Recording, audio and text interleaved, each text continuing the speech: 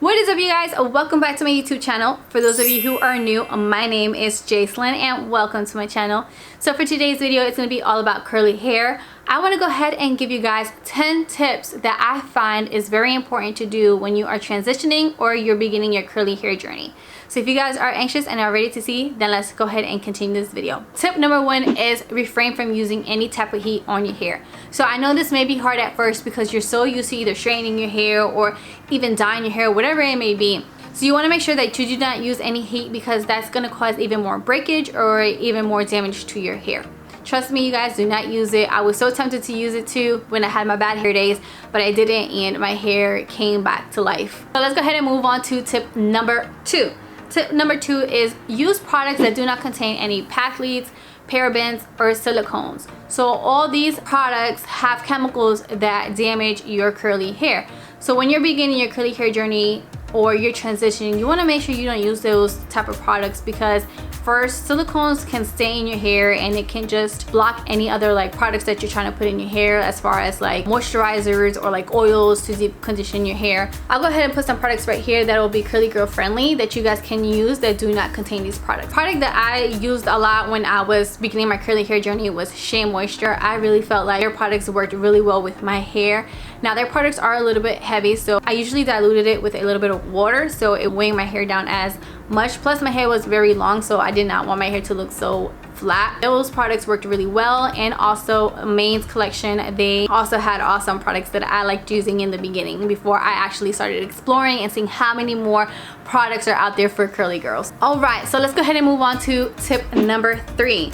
Tip number three is to make sure that you deep condition your hair once a week, at least once a week when you are beginning your journey. I used to never deep condition my hair, and that's because I really wasn't aware of what my hair needed when I used to straighten it a lot. You know, I wasn't really concerned about my curls looking great. I was more of a person that just wanted to keep my hair straightened because I did not know how to embrace my curls. So when I started my curly hair journey, I noticed that when I started deep conditioning, my hair started coming back to life. It may be expensive, you know, but finding masks that work well for your hair, but honestly, you guys, I started off with doing just do-it-yourself hair masks and they worked pretty well. You just gotta find ingredients that will do what your hair needs in order for it to gain its curls back. Maybe, let's say if your hair needs protein, find ingredients that you can use to make a hair mask out of protein. One that I always used to like to do was the egg because of protein. My hair needed protein, and I also used to like doing the avocado, olive oil, and honey mixture because that was a really moisturizing do-it-yourself hair mask that really helped give my hair a lot of moisture when it was really dry. So let's go ahead and move on to tip number four. So tip number four is giving yourself a haircut. If you are beginning your curly hair journey, depending on how much damage your hair has, you may need to, you know, trim your hair. A lot of people that are transitioning or are beginning their journey like to do the chop, and I know some people do not like to do the chop. I did not do the chop. I just went in and clipped my ends. Then I went to a curly hair specialist and told her that I wanted to keep my length, but I just wanted to get rid of a lot of the dead ends that I had, because when I was, you know, starting my curly hair journey, I bleached my hair, and so I did have a lot of bleach on my ends. I wanted to go ahead and just get rid of it because I noticed that that bleach was really damaging my ends. They started looking really stringy, and it was just not making my hair look nice. So I did go to get a diva cut, and she did listen to me and just clipped a lot of my ends and just made sure that I still had the volume that I wanted. So that is my fourth tip, just making sure that you are clipping your ends because that is going to help your hair grow out and you are getting rid of all that dead hair that you do have on your ends. Tip number five. Tip number five is to make sure that you keep your hair moisturized. The more you moisturize your hair, the more healthy your hair is going to look.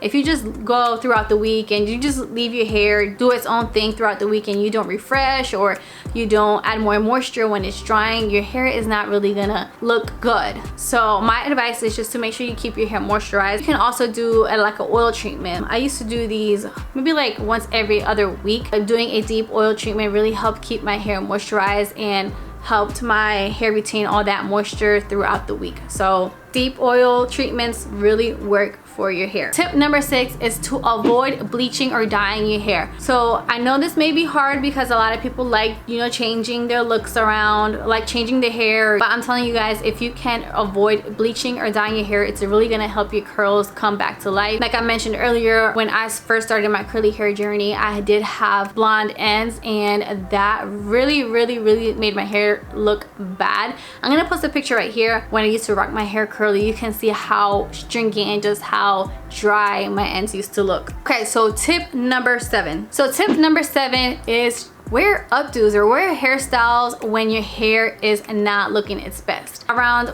day 4 or 5, my hair starts looking pretty sad. I would wear my hair up in a ponytail, or I would wear scarves just to hide how my hair is looking that day. Especially in the beginning, I noticed that I had a lot of days where I did not like how my curls looked, and that was because I was just starting my curly hair journey, so my curls definitely didn't just come back to life overnight. So I did wear a lot of updos just to make my hair look cute, even though my curls weren't 100% back. All right, so let's go ahead and move on to tip number 8. Tip number 8 is to use a microfiber towel or a cotton t-shirt if you don't have a microfiber towel. So the reason why we say to use microfiber towels or a t-shirt is because that helps minimize frizz. So when you use a regular towel, it usually has like the cotton part that pops out. I don't know if you guys know what I'm talking about, but like a towel feels a little bit rough. So just imagine drying your hair with it and rubbing your hair with that towel, how much friction that's gonna cause your hair, and it can cause breakage and frizz. So when you use a microfiber towel, those towels don't have those rigid edges like a regular cotton towel does. That helps minimize frizz and breakage, as well as a t-shirt. A t-shirt is just soft and smooth, so it's not gonna cause any friction or frizz. All right guys, so let's go ahead and move on to tip number 9.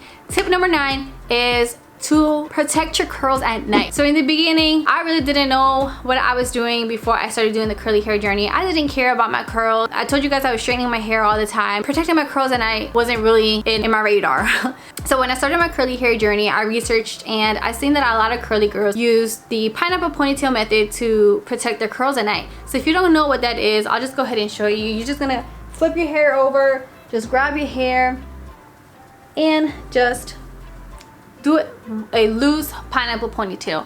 And what that does is that it helps protect all your curls on the top. So the only part that's really going to stretch out is this back part right here, but all your curls right here will be preserved, because when you move around, you'll just be moving around towards the back, but all these curls right here will be protected, and you will not have to worry about really refreshing this part, just the bottom part, which already is hidden anyway when you put your hair down. Another way you can protect your curls is using a scarf. So if you don't want to use a ponytail, you can use a scarf and just tie it up and preserve your curls that way. Or a lot of people do this, myself I do this too sometimes, it's using a bonnet. You can go ahead and put your hair up in a pineapple ponytail and then put your hair in a bonnet, just to make sure that you preserve all of your curls and don't really have to worry about your curls messing up if you move a lot during the night. All right you guys, so if you guys have made it through this far, make sure to give this video a thumbs up.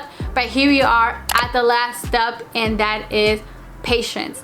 I know it's so much easier said than done, but you guys, you really do have to have patience when you're transitioning or when you're starting your curly girl journey. You're all gonna have times where you just want to be like, forget this, let me just go ahead and straighten my hair, because you may think it's easier once you straighten your hair, and then you just have to straighten it the next thing, you straighten it the day after that, like a few minutes. But I'm telling you guys, if you go back to straightening your hair, you're just gonna damage your curls even more. So like I said, instead of just giving up, put your hair in a ponytail, or just use protective styles on your hair to avoid that urge of straightening your hair or doing something to your hair that's just gonna damage your curls. So remember you guys, your curls don't come overnight. It's gonna take a while. It took like almost a year for my curls to really bounce back, and I did it. So if I did it, I know you guys can do it. But those are my 10 tips. I hope you guys found this video helpful. If you guys did, make sure to give this video a thumbs up. Also you guys, do not forget to subscribe to my channel. If you have yet to subscribe, what are you doing? Hit that subscribe button down below, or my little face icon will pop up right there. And most importantly you guys, do not forget to turn on your notification bell. That way you guys do not miss out on any more of my videos. I will see you guys next time. Bye loves. Mwah.